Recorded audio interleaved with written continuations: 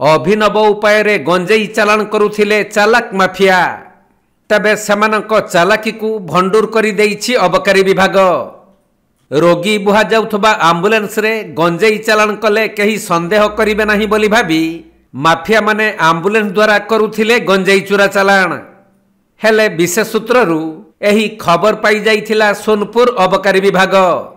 तेणु कौशल क्रमे अबकारी विभागर कर्मचारी माने सही आम्बुलेंस को धरिबा परे ता भितरे थिबा 50 केजी गंजेई को जबत करिसंती। आउ 2 जण अभियुक्तों को गिरफ्त करा जाइथिबा बेले सेमाने हेले पश्चिमबंग राज्यर संजीत शर्मा और बुद्धदेव महतो। तेबे बारंबार गंजेई चोरा चालान बेले धरा पड़ुथबारु एहीपरि अभिनव उपाय आपणैथिले माफिया। तेणु उभयंक नाम रे अबकारी थाना रे मामला रुजु करा जाई कोर्ट चालान करा जाइथिबा जणा पड़िछि।